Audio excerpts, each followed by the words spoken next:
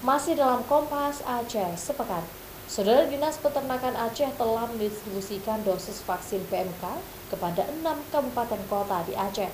Sebanyak 1.600 dosis vaksin PMK diterima dari pemerintah pusat dan telah disalurkan ke kabupaten kota yang selanjutnya disuntikan pada hewan ternak yang sehat untuk mencegah penyebaran wabah PMK ini. 6 daerah di Aceh yang telah menerima dosis vaksin PMK adalah Aceh Tamiang, Aceh Tengah, Aceh Selatan, Singkil, Aceh Jaya, dan Aceh Tenggara.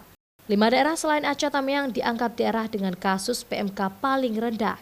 Sementara Aceh Tamiang sendiri merupakan daerah pertama kali ditemukan kasus sapi PMK dan saat ini pun jumlah hewan ternak yang terjangkit wabah PMK semakin berkurang.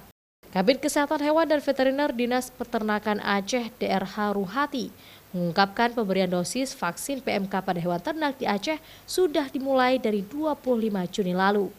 Hanya ternak-ternak yang sehat yang mendapatkan vaksin PMK ini.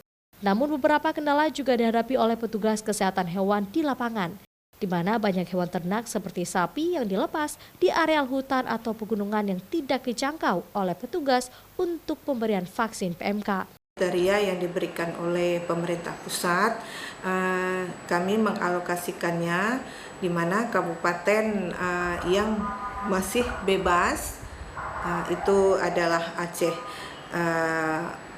Tenggara, Aceh Tengah, dan untuk kabupaten yang kasusnya masih sedikit.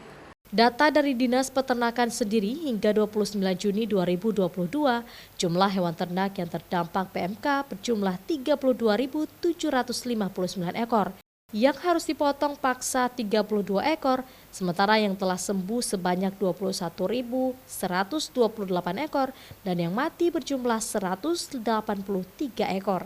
Sisa yang sakit hingga kini disebutkan berjumlah 11.416 ekor. Puluhan ribu hewan berdampak PMK ini tersebar di 17 kabupaten kota di Aceh. Mustajab, Kompas TV, Banda Aceh.